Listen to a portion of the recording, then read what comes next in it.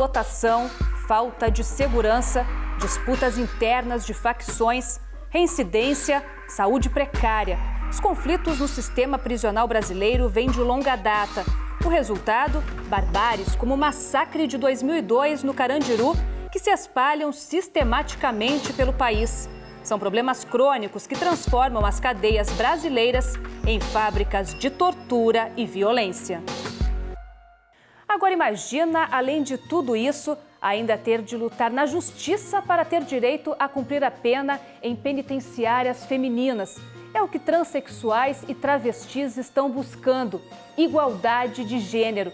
Em São Paulo, o Ministério Público Federal reuniu especialistas de várias áreas para discutir medidas que possam garantir os direitos das pessoas transexuais nos presídios de todo o país.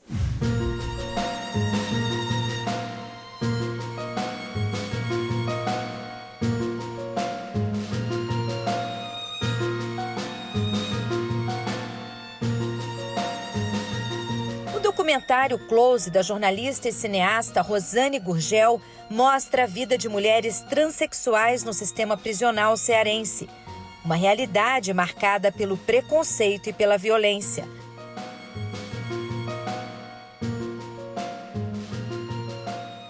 No Brasil, não existem dados oficiais sobre a população LGBT presa. O assunto foi tema de um seminário realizado pelo Ministério Público em São Paulo. Dentro da população encarcerada, essa é a mais invisível.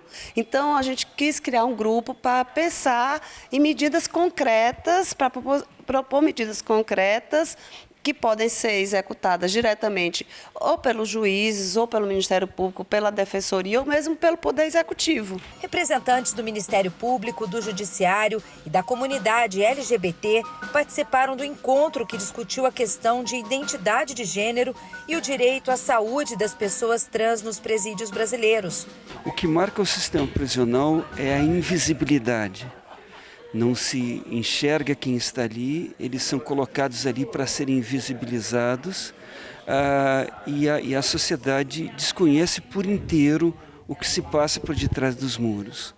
Bruna Benevide já sentiu na pele o preconceito. Depois de se declarar transexual, ela teve que entrar na justiça para permanecer nas Forças Armadas.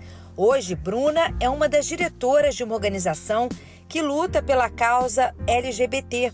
A associação defende que mulheres trans possam ter o direito de escolha na hora de cumprir a pena. O caso já chegou ao Supremo Tribunal Federal.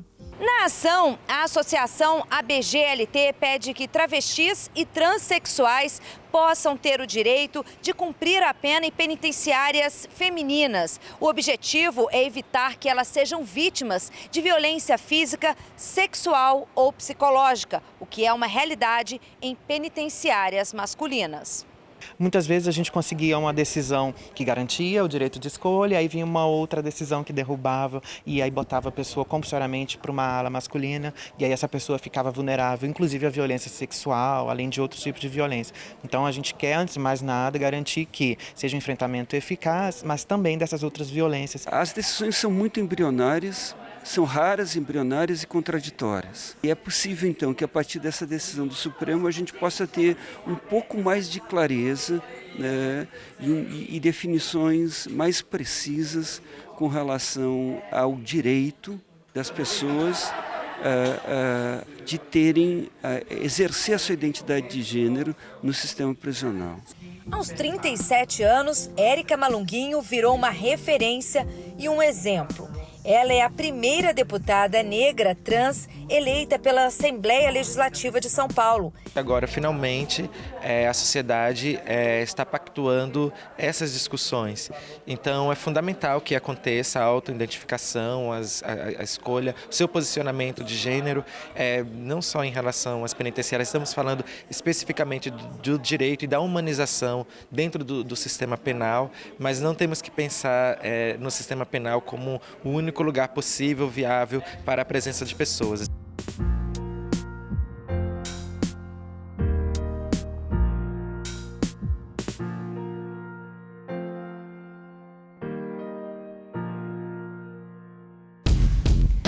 Essa é uma questão humanitária de pessoas que já enfrentam muita violência psíquica, física e preconceito.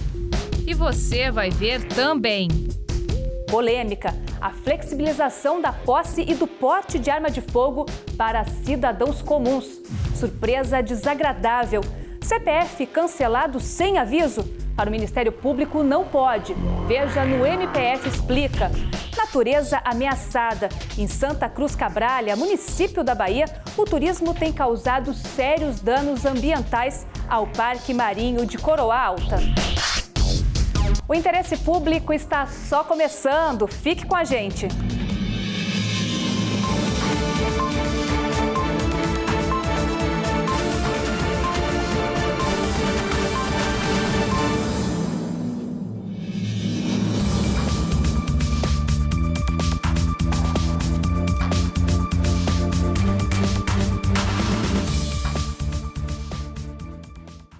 O cadastro de pessoa física, o famoso CPF, é quase indispensável na vida da gente. Abrir conta em banco, prestar concurso público, se matricular na universidade. Vai longe. Mas e quando alguém é surpreendido com o cancelamento desse documento? O Márcio vai explicar pra gente o que fazer.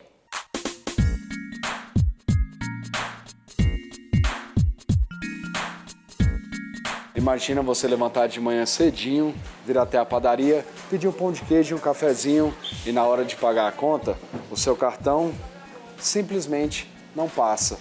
Para você não ficar sem pagar a conta, você pede a ajuda de um amigo. Ismael, você pode me emprestar uma grana aí? Obrigado, viu? Depois eu te pago. Sem entender o porquê, você termina o seu lanche e vai direto para um caixa eletrônico para tentar descobrir o que houve. Então você chega, tenta acessar a sua conta e a mensagem que aparece é essa: CPF irregular, procure o seu banco. Você pega o celular, acessa o aplicativo do seu banco e a mensagem é a mesma. Isso acontece quando a Receita Federal cancela o CPF. E essa história aconteceu com Stephanie. Eu fui usar o meu cartão de débito, fazer uma compra, e foi negado. Eu não entendi o porquê, sendo que havia saldo suficiente. Aí eu fui sacar então o dinheiro no banco, já que eu não conseguia passar o débito. E também constava que eu não conseguiria sacar nenhum tipo de valor e pedia então pelo aplicativo do meu banco para que eu comparecesse à agência porque meu CPF estava irregular, estava com algum problema. Eu não fui avisada previamente que que eu estaria com problema, que seria bloqueado as minhas contas. Não foi me dado um prazo para eu ir tentar legalizar, resolver o problema. Foi simplesmente numa sexta-feira à noite eu levei esse susto. Eu fiz um trabalho para uma emissora e aí quando eles foram me pagar, não me pagaram porque meu CPF estava suspenso. Não me avisaram, não falaram para mim, seu título vai ser suspenso. Eu fiquei sabendo pela empresa que eu prestei serviço, entendeu? Para evitar esse tipo de situação, o Ministério Público Federal entrou com uma ação na Justiça contra a União para que a Receita Federal seja obrigada a avisar o contribuinte antes de cancelar o CPF. Mais do que isso, que dê o direito do cidadão se defender e tomar as medidas necessárias para evitar suspender o documento. Enquanto o processo segue, não tem jeito. Se o seu CPF foi cancelado, você precisa ir até o banco, pagar uma taxa, voltar na Receita Federal, regularizar, voltar no banco e liberar a sua conta. É chato, é trabalhoso, mas é necessário. Até a próxima. Ismael. Obrigado, viu?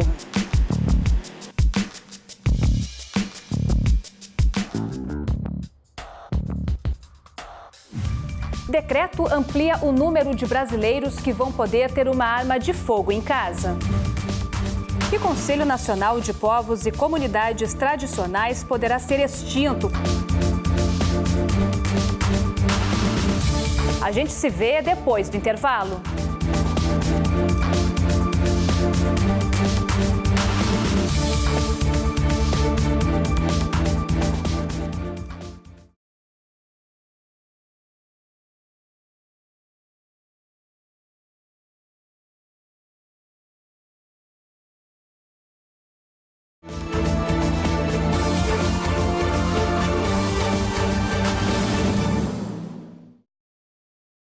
O assunto é polêmico e divide opiniões. São as novas regras que facilitam o porte de armas.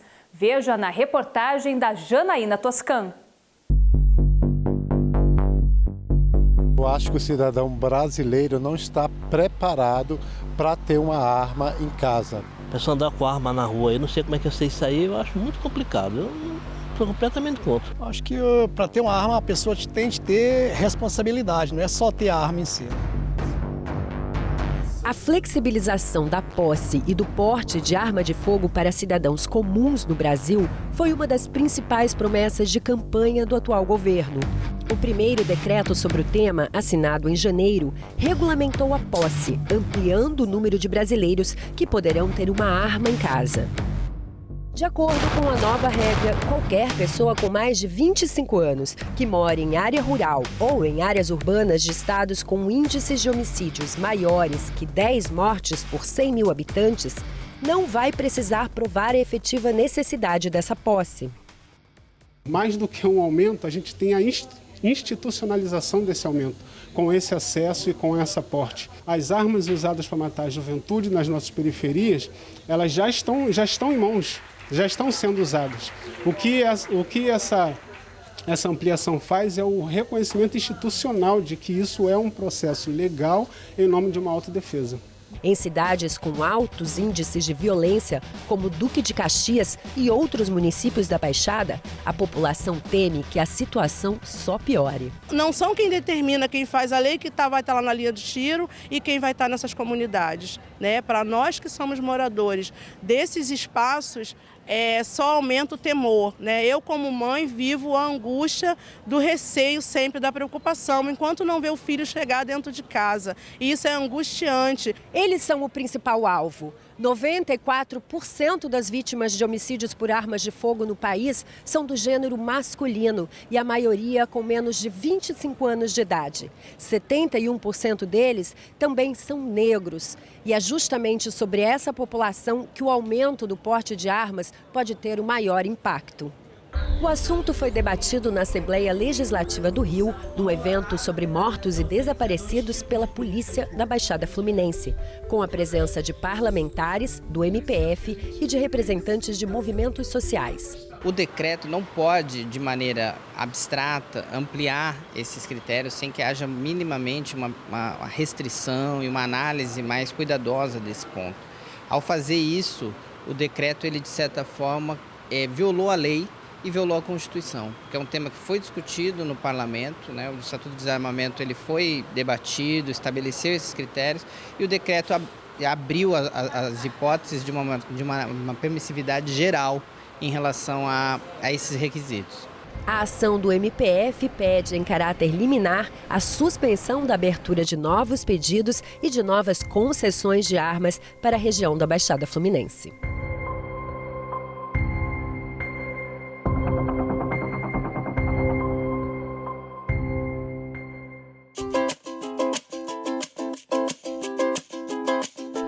Um casal de Uberlândia, Minas Gerais, comprava anabolizantes no Paraguai e revendia o produto em uma academia onde o homem trabalhava como personal trainer.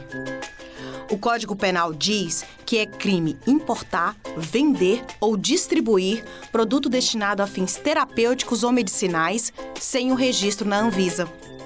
Após uma denúncia do MPF, o professor recebeu pena de 7 anos de prisão a ser cumprida em regime semiaberto. Já a mulher vai ter que prestar serviços à comunidade e pagar multa no valor de R$ 7.200. Conhece alguém que está praticando esse tipo de crime? Acesse nossas redes sociais e saiba como denunciar. Invisíveis aos olhos da maioria e muitas vezes desconsideradas pelo Estado, as comunidades tradicionais do Brasil criaram modos de vida próprios em territórios que foram transformando e construindo. Eles têm culturas e jeitos próprios, mas se unem no fato de serem minoria no país. Índios, quilombolas, ciganos estão entre os grupos que se declaram comunidades tradicionais e têm uma importância enorme para a história do Brasil e para a preservação das nossas raízes e do meio ambiente. Para sobreviver, dependem da nossa rica diversidade de biomas. Essas minorias participavam ativamente das decisões sobre políticas públicas e sociais voltadas para elas. Mas agora tudo pode ficar mais difícil se o Conselho Nacional de Povos e Comunidades Tradicionais for extinto, como prevê um decreto presidencial publicado esse ano. A presidente do Conselho explica que desde que foi publicado o decreto 9.759 de 2019, as atividades estão juridicamente em um período chamado de vacância. Todas as ações até o 28 de junho são válidas caso o Conselho retorne. Então nós estamos trabalhando em duas frentes, de não parar as atividades do Conselho e também na intenção de que o Conselho continue e, se continuar, para que não haja diminuição da participação dos povos e comunidades tradicionais. O Ministério Público Federal reuniu representantes do Conselho e das comunidades tradicionais, entre outras pessoas interessadas no tema, para debater os problemas desses povos e a prevista exclusão do Conselho. Nós entendemos que existem direitos na Constituição e no país, no Brasil, que é um país tão grande, tão complexo, direitos antagônicos. Então, existem as pretensões das comunidades tradicionais pela titulação de sua terra, existe a pretensão que pode ser justa também dos produtores rurais, do agronegócio. Agora, isso é preciso conciliar num contexto de diálogo e não de imposição da derrota a uma das partes. Para quem luta contra a violência, ameaças e conflitos diante da expansão agropecuária e da especulação imobiliária, o fim do Conselho é ameaçador. Acho que é um grande retrocesso para a democracia e para nós, comunidade tradicional, que a gente não tem mais para quem reclamar. A gente tirou o Conselho e nós, como tradicionais do Brasil, ficamos sem voz, sem ouvido e sem visão.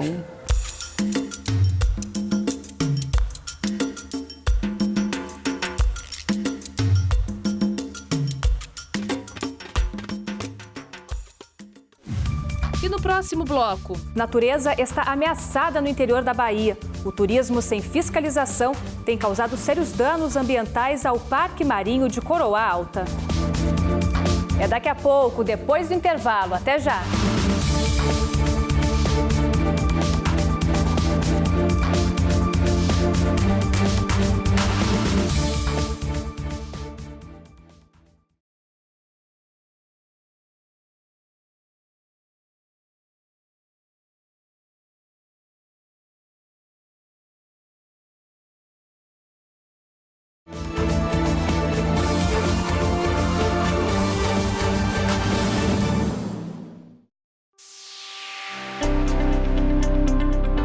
Olá para você que acompanha o Interesse Público. Eu sou Madeleine Machado. É hora de ficar por dentro de tudo o que aconteceu essa semana no Ministério Público Federal.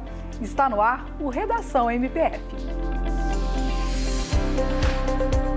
Começamos pelo acordo que foi firmado entre o Ministério Público Federal e o município de Campinas para que uma unidade de atendimento a mulheres vítimas de violência entre em funcionamento na cidade até 10 de setembro de 2022. O Centro de Referência e Atenção Integral à Mulher, o CRAIM, deverá contar com 11 salas, onde são estimados cerca de 1.000 atendimentos mensais. O MPF cobrava providências do município desde 2015, quando instaurou um inquérito civil para acompanhar o caso. A previsão é que as obras sejam concluídas em 30 meses, mas o prazo poderá ser antecipado caso haja condições financeiras e técnicas.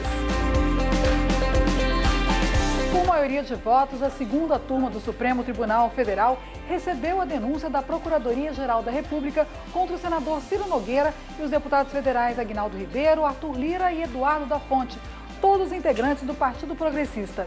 Utilizando-se dos mandatos e na qualidade de membros do PP, os parlamentares integraram pessoalmente o núcleo político de uma grande organização criminosa estruturada para arrecadar em proveito próprio e alheio vantagens indevidas por meio de utilização de diversos órgãos e entidades de administração pública direta e indireta, como a Petrobras, o Ministério das Cidades e o Instituto de Resseguro do Brasil.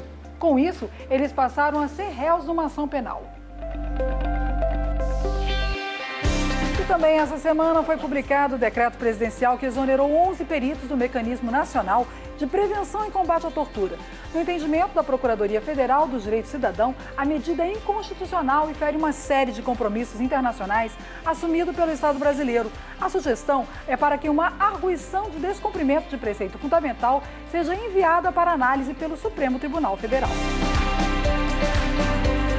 E aqui da redação, quem traz o destaque da semana pra gente é o Gabriel Pontes. Olá, Gabriel. Oi, Madeleine, seja bem-vinda à redação.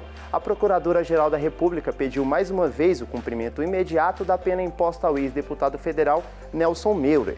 Na manifestação enviada ao Supremo Tribunal Federal, ela argumenta que os recursos apresentados pela defesa têm um intuito nitidamente protelatório, ou seja, para atrasar o processo. O ex-deputado federal foi condenado por corrupção passiva e lavagem de dinheiro e deve pagar 5 milhões de reais de indenização à Petrobras. Obrigada, Gabriel. E com esse último destaque, o Redação MPF fica por aqui. Semana que vem estamos de volta.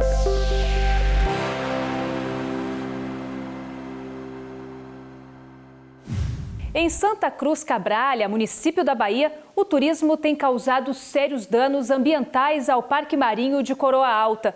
O Ministério Público Federal quer que a prefeitura da região adote medidas de preservação do espaço. A paisagem encanta, mas toda essa beleza está ameaçada. O Parque Marinho de Coroa Alta, em Santa Cruz Cabralha, tem sofrido fortes danos ambientais por causa das atividades turísticas feitas ao longo de 20 anos. Nossa equipe foi até o local. São centenas de pessoas que lotam as embarcações. Por dia, de 500 a 800 pessoas embarcam para conhecer tudo isso de perto. Mas, segundo o levantamento do IBAMA, não há uma fiscalização nas áreas que serão visitadas. E isso tem causado danos à natureza. O Ministério Público Federal, em Eunápolis, na Bahia, se manifestou e emitiu uma recomendação ao município de Santa Cruz Cabralha. A ideia é que se adotem medidas com o objetivo de garantir a preservação do parque. O objetivo dessa recomendação e de uma eventual ação civil pública é a preservação do Parque Marinho, né? O que a gente percebe é que esse Parque Marinho foi criado muito mais no interesse arrecadatório da prefeitura, né? A prefeitura, em 98, viu ali no parque uma possibilidade de ganho econômico, né? Através das taxas de visitação, e do que de preservação. Entre as propostas está a elaboração de plano de manejo e zoneamento da área, nomeação e criação de um conselho gestor, limitação das visitas turísticas diárias a 300 pessoas e criação de um fundo vinculado à Secretaria de Meio Ambiente para a arrecadação das taxas. Acho que o recurso tem que voltar para o meio ambiente a parte que lhe cabe. É arrecadada uma taxa para cada turista que embarca aqui nas escunas aqui no Cais do Porto. Apesar do intenso fluxo de pessoas no local, o poder público não adotou as cautelas mínimas para proteger o meio ambiente. A prefeitura diz que tem interesse de atender a todas as recomendações feitas pelo Ministério Público. O parque funciona hoje como um polo turístico, certo? Existe uma frequência constante de visitação de escunas e a gente agora está conjuntamente com o Ministério Público, através de uma recomendação, buscando entender aquele bioma ali para poder ver como é que a gente pode funcionar.